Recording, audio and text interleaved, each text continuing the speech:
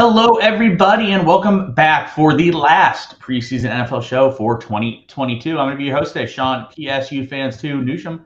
Joining me for our last show this year is Chris Gimino. Chris, how's it going on this lovely Saturday? I'm absolutely as deep as it gets into the worst professional football players available at the current time. Of course, we have to wait till the spring to get the actual worst professional football players, USFL, XFL, but this is definitely where a lot of the guys that are going to play tonight are heading. Yeah, I mean, that is true. We're going to see a lot of these guys at a time sooner than you would think, I guess, because it's not that far till XFL season. For those of you guys watching, please make sure you smash the like and subscribe button. We appreciate it. It helps for us in terms of the algorithm. So definitely make sure you do that to let us know that you're appreciating what we're doing today. Last night, we had some hot takes that I think went well, and then we also had some that did not. Chris, what was your thoughts on last night's slate? I know a lot of people were all over Chuba Hubbard, and we had that conversation quite frequently. Yeah, I think by the end of that conversation, I was convinced that it wasn't as off as I thought it was to think that Chuba and Foreman could do something. But I was more in line with what actually happened, where John Lovett, I think, outscored the both of them on that. But then, of course, for every good take you have, there's a bad take. And I was convinced that Travis Homer and DJ Dallas would be a little bit more limited as they prepared them for the regular season. And I think DJ Dallas had like 8 touches on one drive at one point. So that is not what I would call limited. So the good and the bad ended up making money. So who cares? That's all that matters. I will say after having that conversation, did not think any differently of the Chuba Hubbard conversation. I did not understand why people were playing him whatsoever. But, hey, I didn't play, so I didn't have any skin in the game, so I can't really make any comments, can I? Well, look, we're going to play a lot tonight, so let's get down. There we go. All right, into the slate. Guys, we are going to start off. The FanDuel slate starts at 6. There's only one game on it that's different, so we're just going to sort of speed through that game and talk about what we like in that, and then we will move on to the DraftKings slate. So the first game of the night, we have the LA Rams. They are up against Cincinnati Bengals. First thing that pops right out to me, Bryce Perkins. Bryce Perkins probably is going to get a full game here, but John Wolford could play. But Bryce Perkins with his rushing upside in full game, that is literally about as good as you can get on the slate. Looking through the rest of their roster as well, you see the running back situation is shallow. Receivers, they have been playing virtually no one all season. So what is your thoughts here on the Rams? I see a lot of appealing pieces, Chris. Yeah, it's just a repeat of what we've been saying pretty much the whole season. Now, this time, Wolford, I think he got his thumbnail ripped off or some severe damage to his thumbnail. McVay said it's funny for him to hold the football. Not surprising, unless someone can convince me that you're able to get over that in like 2 days' time. I'm just guessing he's not going to play tonight, and it's going to be all Perkins. So you're going to want to absolutely smash the lock button on that. I don't care how many other people know it. Like, he's going to outscore everyone a huge percentage of the time in this spot. I mean, if you want to get some lineups that have, some whatever downside variance baked into them, whatever, I wouldn't do too much of it. Perkins is definitely going to do well at the running back position. A little bit less easy to tell what's going to happen here. Kyron Williams is going to come back. They cut Calais, or I'm sorry, they had another back here. Bottom line is it's just Williams, Ragas, and Funk that are going to be available tonight. Ragas is the guy who played for the Raiders last year and got a lot of run late in the games, ended up getting some production, but he's not a particularly good player. Williams is a higher caliber player, but we don't know exactly how much run he's going to get. So basically, you're just left to sort of do some guesswork as to whether it's Funk, Williams, or Ragas who gets the most run, but any one of them is a decent option if you want to go there and make that case. At the wide receiver position, much simpler. McCutcheon's the easy call, 90% of snaps last week, crushing preseason. Looks like a pretty good player for his draft capital, which I think was nothing. I think he's undrafted. So, definitely want to go ahead and get him in your lineups. And anyone else who's going to play for the Rams at wide receiver, very much in play. Jacob Harris, one of my personal favorites, but Trammell and Akers definitely going to be on the field a lot as well. Yeah, it's definitely a situation where, like, the thing is with McCutcheon is a lot of people are going to play McCutcheon. Not saying they're wrong to do so. He's obviously a fantastic play, but just know that McCutcheon's going to come with a significant ownership as well. Looking at the tight ends, yes, Bryson Hopkins last week was pretty productive. I think that you can look at the tight ends here. But other than that, there's just a load of good plays on the Rams tonight. Heading over to the Cincinnati Bengals, we have the starters will not play in this game. So we have Joe Burrow, the likes of Joe Mixon, Jamar Chase, T. Higgins. They're probably all not going to play. What is your thoughts on the Bengals tonight, Chris?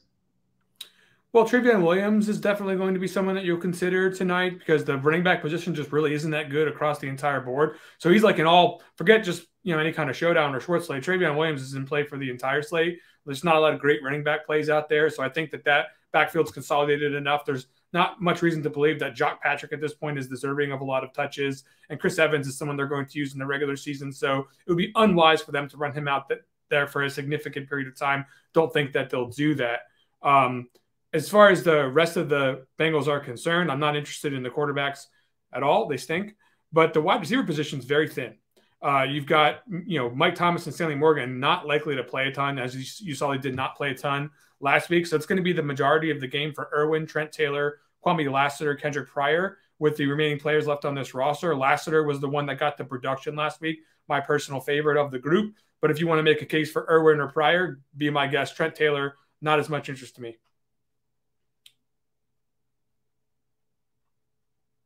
Did I lose you, Sean? On mute. My mouse died for a second.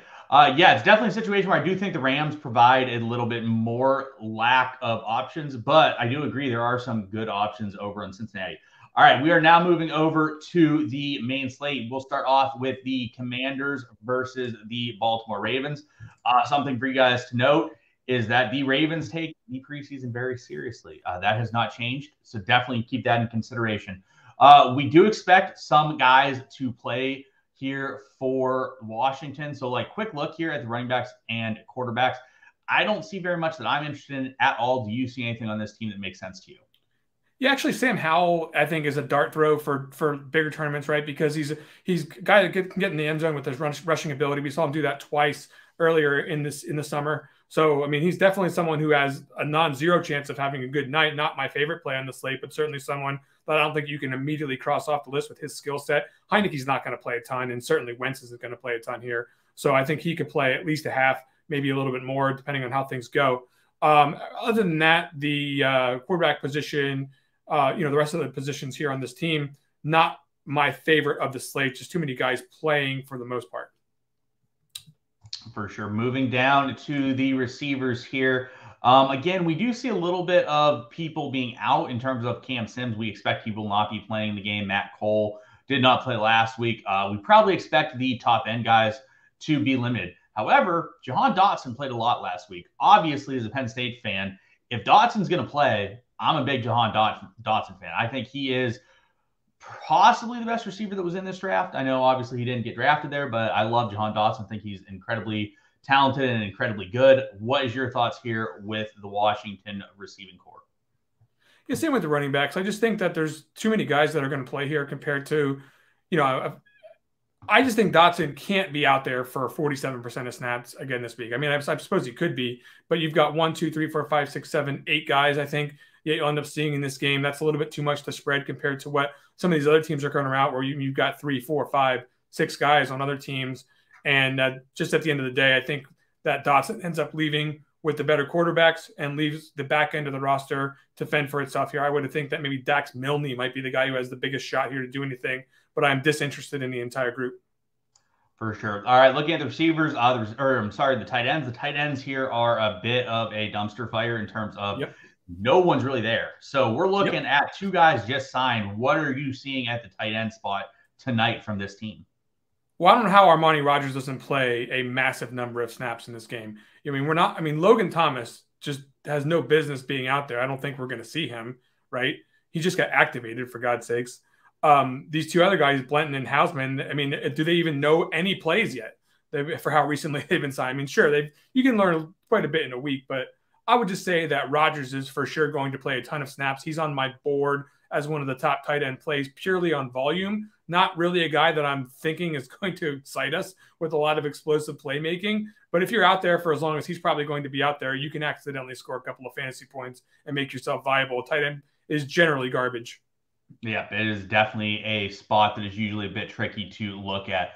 Moving over to the Baltimore Ravens, we see Tyler Huntley and Anthony Brown split pretty evenly last week. I do like Anthony Brown from a perspective of he does have mobility. Anthony Brown can go out there and run if he wants to. So what's your thoughts here with the Ravens at the top end?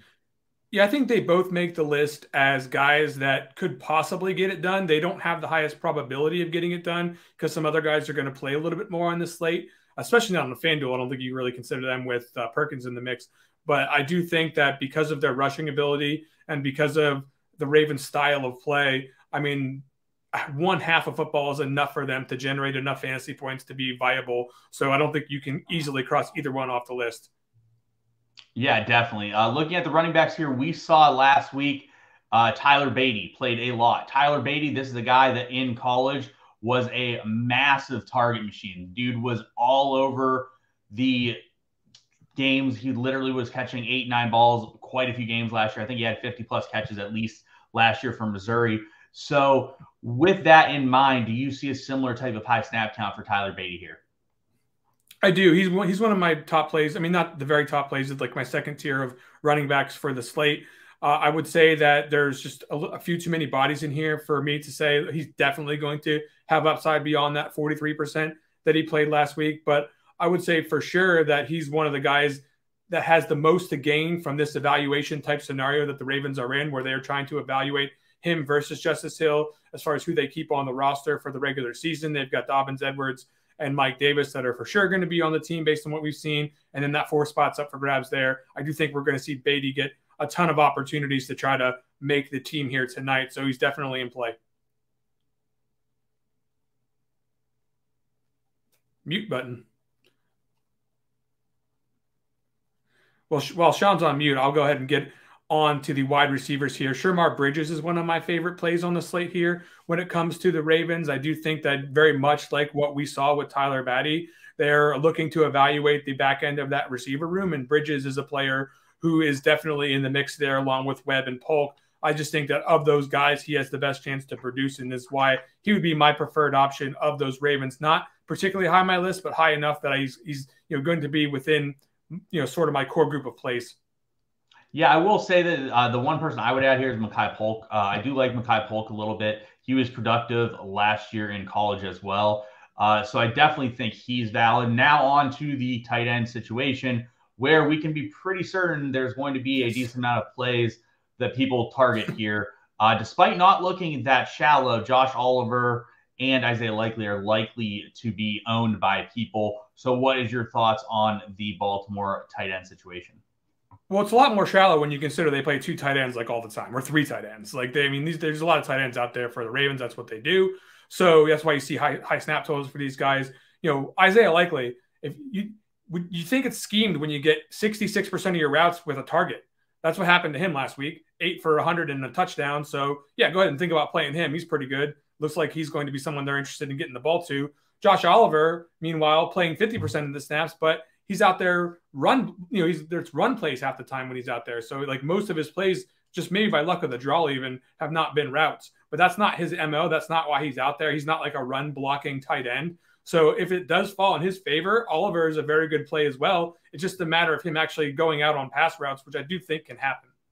For sure. All right, next we will be moving over to the Philadelphia Eagles and Miami Dolphins. Starting here with the Eagles, we are expecting less snaps from Minshew today. However, with that situation at quarterback, I don't think that any of these guys are in play. Don't even really have to think about it with some of these other options. Do you agree with that assessment? Yeah, I mean, there's a chance Sinet gets the bulk of the game for some reason. I've seen some chatter around the beat community about that happening. It's still not something I'm interested in, though.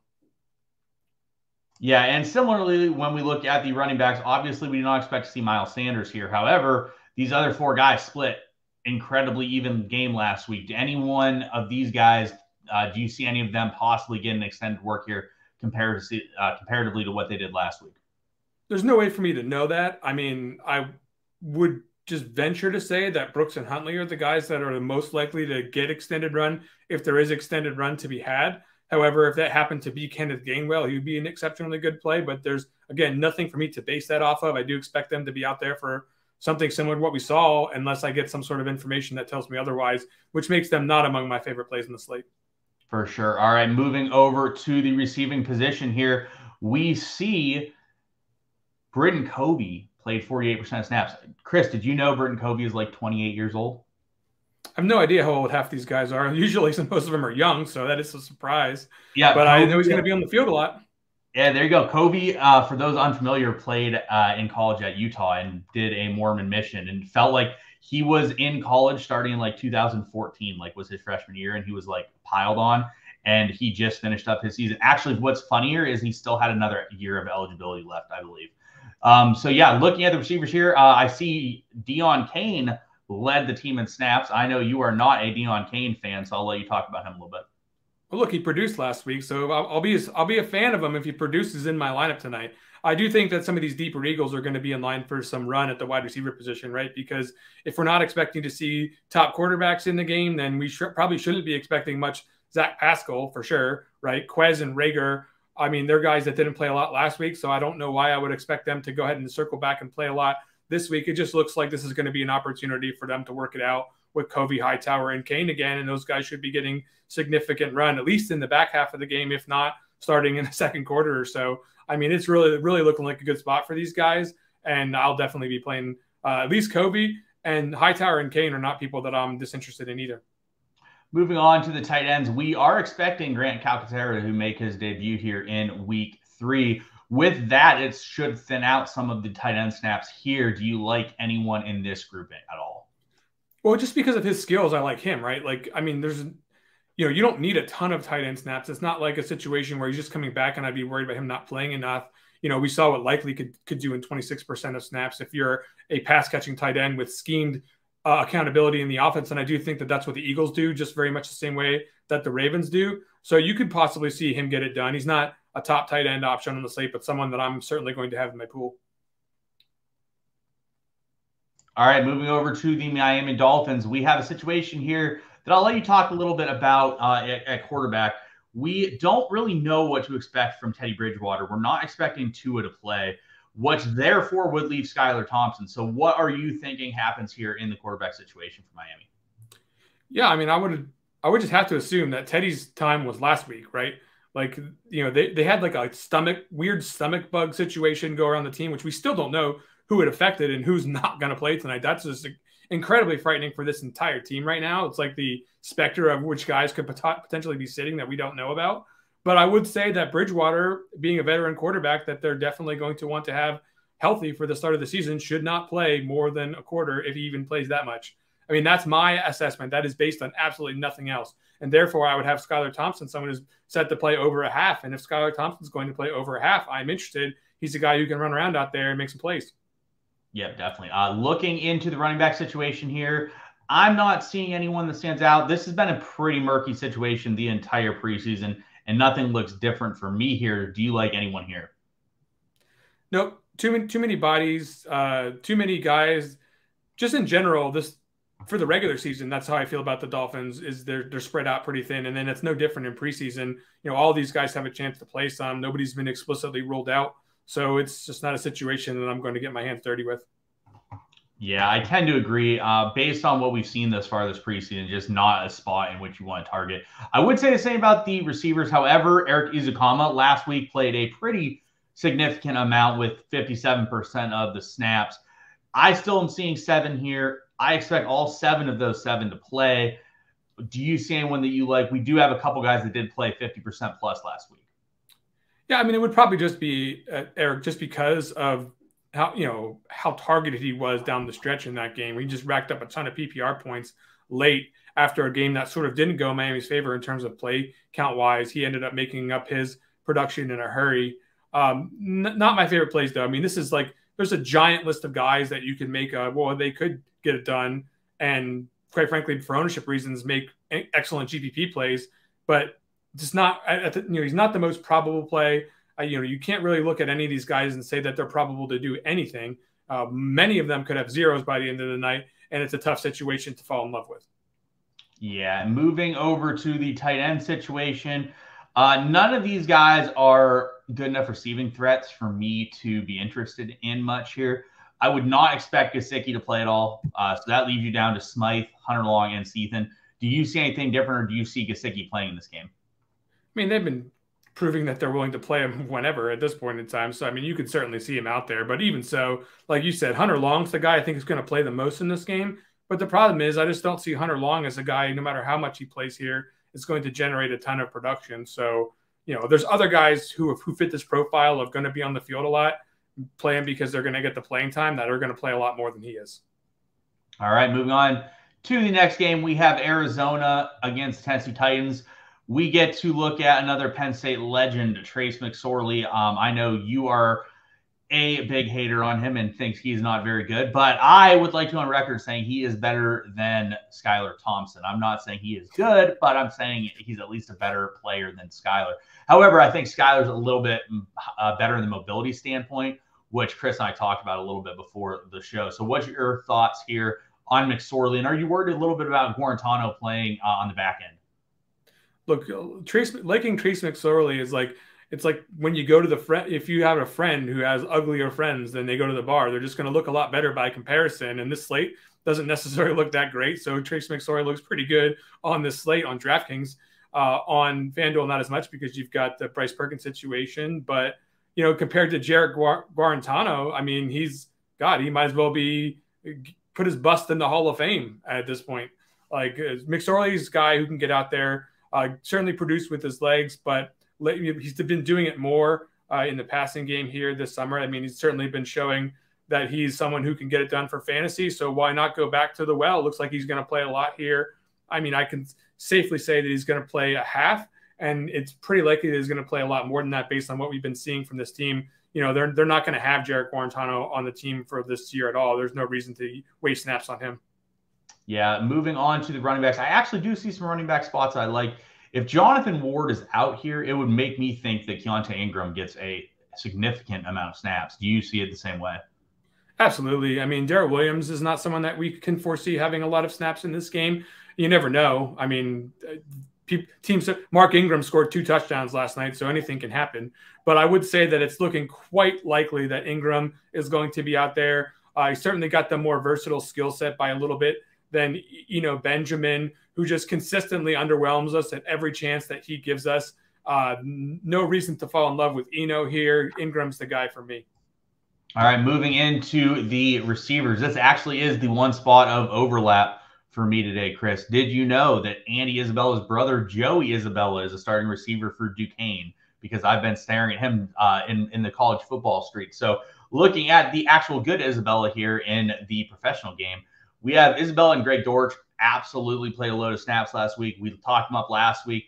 Should be a very similar type situation here. I will say Victor Bolden will probably go under own. We did see a lot of snaps out of Bolden. So he's probably a better GPP player from that perspective. So what is your thoughts here on the receiving core for Arizona? Yeah, we're sharing a brain here. Definitely Bolden is the guy that's going to be the third most owned of those 3 guys for a couple of different reasons, and the guy that I would therefore like the best for a tournament setting. But Isabella is explosive. Greg Dortch is a guy who's been getting talked up and targeted heavily in practices. So I don't think that you can discount these guys just because of their ownership at the top. I think you obviously want to be mindful of it when setting your exposures if you're playing a lot of lineups. But I do like all 3 of those guys, and certainly guys I'm going to get a little taste of when I make my teams here. All right, moving over to the tight end situation. Trey McBride played a lot last week, but was not as productive as one would hope. Are you going back to the Trey McBride well this week? 100%. I mean, that's exactly. I like it even better that he didn't do anything last week. I mean, this is not someone that this team is just like, oh, well, he didn't do anything. Too bad. I guess we'll give up on him. Like, they're definitely going to look at what happened last week and maybe potentially even scheme some ways to get him involved. I mean, he's missed time in this camp. This is a player they want to develop. They're hoping that he can play in the regular season. And, they're not keeping Bernard Seikovits. Like, he's an international pathway player, so they don't even have to keep him on the practice squad. People don't even know who Chris Pierce Jr. is. So Trey McBride is the guy that I think that this team wants to develop for this particular game, and I do expect them to try to get him some targets. All right, moving over to the Tennessee Titans, we see a situation where Malik Willis and Logan Woodside both played about a half last week. My concern here in regards to Willis, if Willis was playing the full game, like we're giving Willis a full game, lock and load, I wouldn't worry about anyone else. But I'm worried that his snap count is going to be significantly less than Skylar Thompson and Trace McSorley. Is that how you're envisioning it playing out tonight? Not exactly. So, little tidbit of information since you've been in the college football streets all night. They worked out Kurt Benkert this week. So this is me galaxy braining it again, Sean, just like the DJ Dallas shit that I did last night. But if you're trying out Kurt Benkert for your football team at this point in time, what does that generally tell you? One of your quarterbacks must not be very good. and I don't think it's Willis. So I don't think they have a lot of interest in keeping Logan Woodside for the long term. I think they've pretty much had it with this jabroni. So I am expecting Willis, a guy that they do want to develop for the long term and get some experience here with really no downside, to be the guy that they are running out there for at least a half in this game and probably more. I don't necessarily think that he's going to reach those high of highs that we see some other quarterbacks reach playing time wise, but with his efficiency and potential rushing ability, I do think it puts him squarely in play. There's no reason to shy away from him other than ownership. For sure. And for those that are watching here today on YouTube, do not forget to smash the like button and also subscribe to the channel so you can get all kinds of good show notifications when we go live in the future. Moving on to the running back spot here. It looks like it's probably going to be Chestnut and Haskins again for the most part. That's what we saw last week. I definitely like both of them. However, Trenton Cannon is back. How do you think Trenton Cannon could play into this situation? I've never really thought of Trenton Cannon as a running back. He's one of these guys that's skills is better suited for special teams. He does take snaps every now and then as a runner, and maybe there's some chance that he eats away a little bit at what these guys are doing, but we're still not talking about, like, if he takes away from those guys, I don't expect Dontrell Hilliard to play much, right? Like, that would just be a reason for them to not play Dontrell Hilliard in my mind if they wanted to play Trenton Cannon as a back. So I'm still looking at Chestnut and Haskins as guys who are going to be on the field a lot. The problem is these are two like snowplows out there. Like, I mean, they're like just bigger dudes that just run in a straight line or whatever. Like, they're just, they're not like electrifying players in my mind. These are like 4 yards in a cloud of dust type of dudes. But if you get them on the 4-yard line and they get 4 yards, well, then you're in good shape. So that's why I do like both of them tonight. Yeah, I will say, so basically what the Titans went for in terms of running backs is they went for the size of Derrick Henry. They just left out the speed and athleticism parts of the Derrick Henry build. And it's pretty evident when you watch these guys play. So definitely that is how the running back situation breaks down there. For me, the receivers are a bit too thick because you're going to see a lot of 2 tight ends and tight end situations in general from the Titans. That's how they run their offense. So Roberson for me is the one guy maybe I'd consider. He's a home run threat at SMU. He had like 20 yards per target or 20 yards per catch. He was a massive deep threat. So what's your thoughts here on the Tennessee receiving corps? No, we're seeing it the same. On my giant list of receivers that possibly could get it done in like some universe, Roberson is on it. But again, he's like way down the list and not, I'm sharing a brain with you pretty much exactly how you see this team. Not my favorite. Roberson is the dart throw. All right, moving into the tight end situation here. We have Okonkwo playing 37% of snaps. We are seeing a lot of tight end snaps, though, which we just talked about. You see more than 100%. That is because they are running 2 tight end sets on a decent amount of occasion. So what is your thoughts here with the Tennessee tight end group? I think there's a shot for Chig to do better than he's been doing. He had 1 catch. It happened to be a touchdown last week. So he bailed whoever – I don't think anyone was really on him last week, but he bailed whoever was on him out. Hudson's probably not going to play. Sure, he didn't practice on the 25th. I'll say that, right? So there's a risk that he doesn't play here.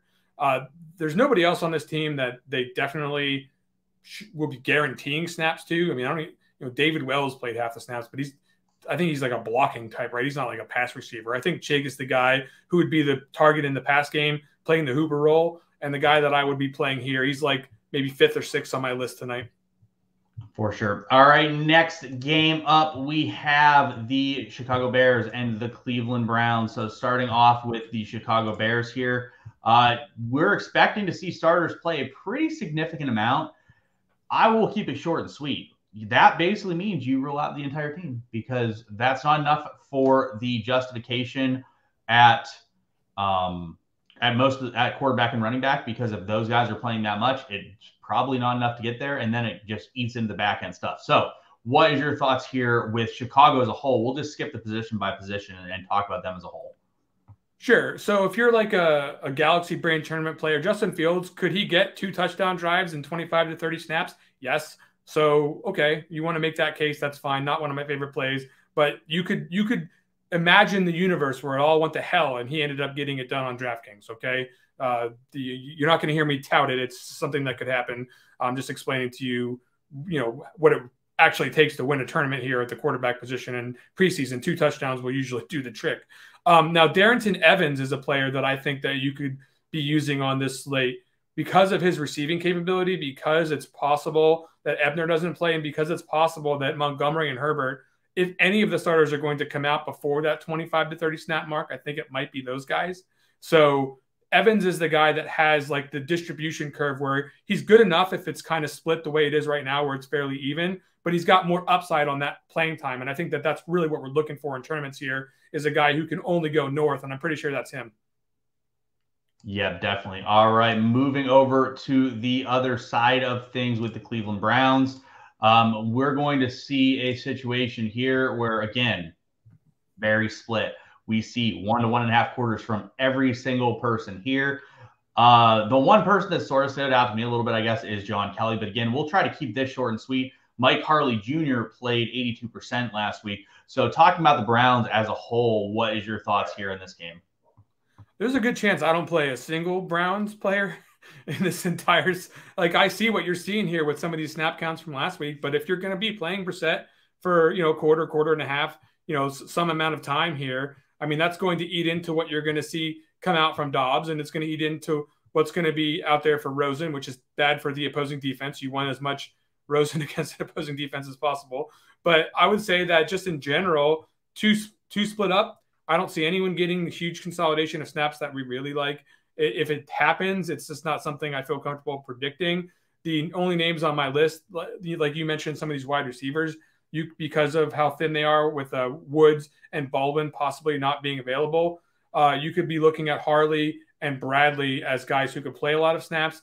And there's some chance that David Bell could use this opportunity to get an uptick in what he's been doing just as they ramp him back from injury. And he's someone that they're going to want some experience prior to the regular season. Yeah, definitely. That game for me is definitely the stinker of the group. Whenever you see the starters playing, you see everyone being split up. Like, that's just the game. You're just like, okay, let's just move on and X out. All right, next game up, we have the Tampa Bay Buccaneers and the Indianapolis Colts. So starting here with the Tampa Bay Buccaneers, we see that Tom Brady will start here. That is a little bit unexpected to me going into this week. So what is your expectation from the Buccaneers here? Do you see this as their dress rehearsal? They played 26% of the snaps last year in the same spot, right? So that's what I'm expecting. Maybe less, but I would expect, Brady usually does take a pretty good chunk of playing time in at least one of the games going back to New England days. So I would expect him to be out there for a little bit. Just not someone I'm going to play. I just don't, I can't justify it. So good luck to you if you're playing Tom Brady. He's a good football player, I've heard. Kyle Trask, maybe he'll play a half, but he's garbage. So no thanks. You get into the running backs where you've got 3 of them probably going at it again. But unfortunately, Leonard Fournette probably going to play a pretty good amount of the time that we see Tom Brady. So maybe a split situation, maybe not the best spot on the slate. These guys are pretty good, especially Rachaad White. So if you're looking for efficiency, dip your toe there. Wide receiver position, no thanks. Yeah, it's a situation where it's a bit murky as a whole from them. I will say I do like my boy Jarrett Stearns. He's always involved. He's always active as well. All right, moving over to Indianapolis side of things. We're going to go and expect a quarter to 2 quarters again, a quarter and a half. So basically we're seeing a ginormous sort of mishmash of everyone. Like, the only people that we see last week that played a lot were Strachan and Patman and some of these back-end receivers. But if we're expecting Michael Pittman and these guys to play here, again, I'm seeing the same sort of ixnay on the game. Do you see anyone on Indy that you like at all? Not a ton. So the running backs, the problem is they're playing Tampa Bay, a pretty good run defense if they're playing any kind of starters. So that kind of hurts Phillip Lindsay's chances to get it done early in the game. With the starters being out there, maybe there's some kind of chance that they're efficient and get to the end zone. Lindsay has a chance, but it's like you're squinting at this point in time. But there's no real great running back plays on the slate, right? So like I'm looking at everyone with an open mind and trying to imagine the situation they get it done. Devontae Price, they're going to evaluate. He'll play later in the game against worse defenders. So maybe Devontae Price is a guy who gets it done, but the problem is he pretty much stinks. So yeah, I've seen it your way. One thing I want to note at receiver, Alec Pierce is a red zone threat. And if they do get it down there, he's someone who can get in the box and someone they may actually scheme to try to get in the box just because of his potential position on the team for the regular season in a dress rehearsal format. So I wouldn't immediately say he could never do it, but there's no amazing plays at any of those 3 positions I just mentioned. I do want to mention the tight ends, though. specifically Granson and Jelani Woods. These are definitely two receiving first tight ends on a team that also likes to run 2 tight end sets and scheme looks to their tight ends. Both of these guys have a chance at a tight end position that's definitely weak. Granson is the guy that I slightly prefer over Woods because this is the dress rehearsal game. I do think that he'll ultimately be the 2 on this team, but I don't think you can rule those guys out at all. But at the same time, they're not guys that I'm in love with. They're like, 10th, 11th on my list or something. Yeah, I will say in terms of Jelani Woods, if you guys have not watched him, his hands are like stones. The guy just like goes out there and just like flails his arms into it. But he is a receiving option at tight end. He just sometimes lacks the receiving. But he's a big, powerful dude. He's huge. Like if you watch him, he's like a monster out there, at least in the collegiate game.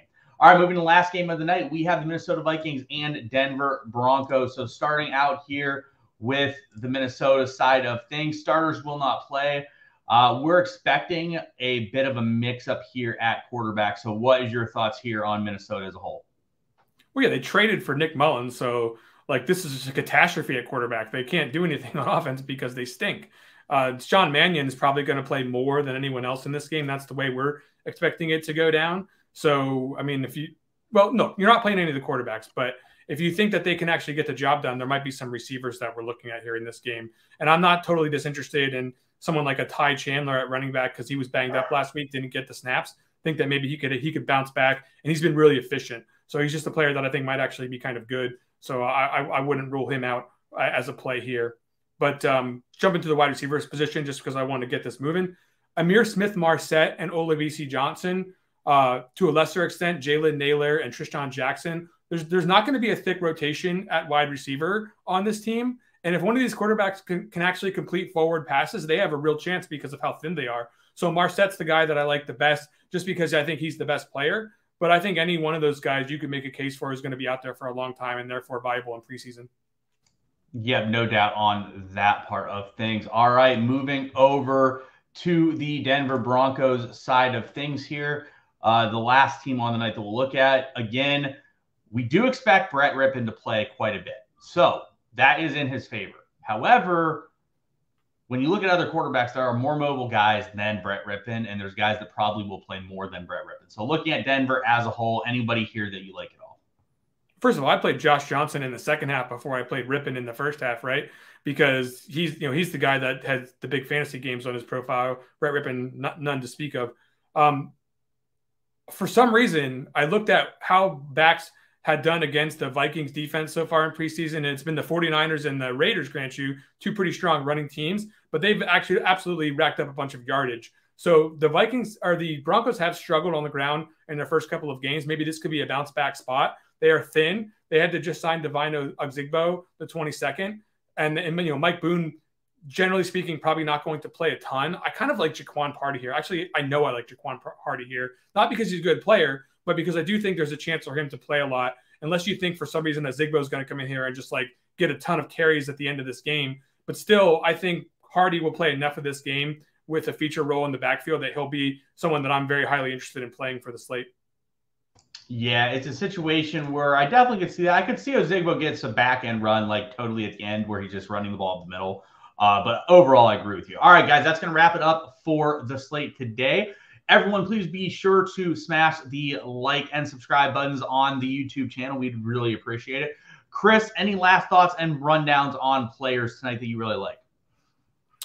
Yeah, so I just want to talk about ownership really quick on the slate as my final parting shot here. I think that there is a couple of plays, especially on FanDuel, where you're going to see a lot of ownership consolidated. And I do think that there's just so many different options on this slate that it's a mistake to get overly ambitious about any of these, especially these running back plays. I don't think there's any plays that are so good on this slate that they're deserving of high ownership. And yet, because people tend to gravitate to a lot of the same plays in preseason, there's going to be some high ownership on people. So you definitely want to think about spreading your exposure out if you're playing a lot of lineups. I do think that there's an opportunity for getting ahead of the field on a bunch of different guys.